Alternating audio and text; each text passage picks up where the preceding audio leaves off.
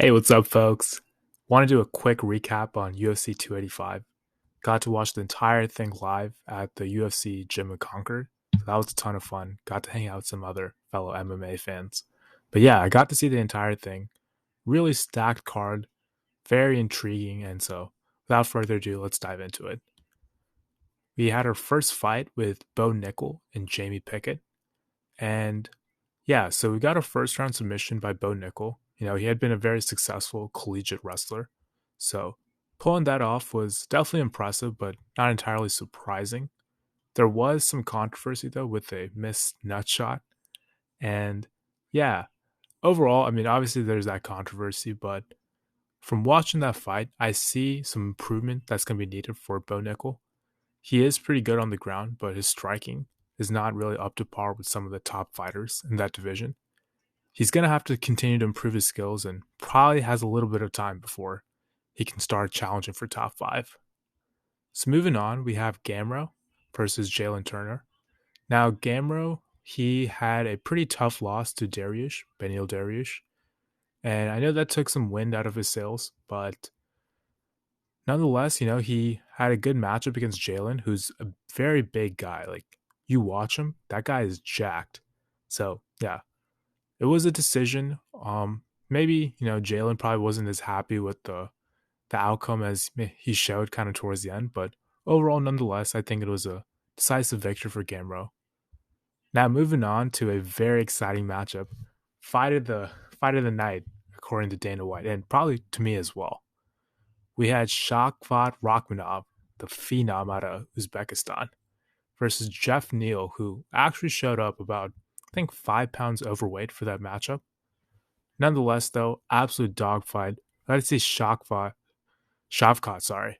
Shavkat, he lost his mouthpiece in the middle of the fight. That's definitely scary, but that guy has an absolute strength. He just kept going without it. So, wild fight, and yeah, he got that standing rear naked choke, which is so cool to watch. He's a phenom, and I think he should be in the contention for top five, or if or even outside of that, he probably should fight Colby Covington. I think that's the real matchup here, and Colby should stop ducking some of these top fighters. Now we're going to Shevchenko versus Alexa Grasso. Coming into this matchup, Shevchenko was the heavy favorite. The warrior princess, she's won so many of her past matchups, but Grasso was able to have good understanding of some of Shevchenko's tendencies, and when she caught her slipping, she was able to capitalize. So, yeah, we've seen that with, Leon Edwards, saw that, I guess, to a certain extent with Alex Pereira versus Adesanya. Once, you just got to get lucky once, and if you can capitalize on that, you have a good shot of winning. Now going to the highlight of the night. Johnny Bones Jones versus Cyril Gahn, one of the most athletic heavyweights of all time. This is probably super hyped, right?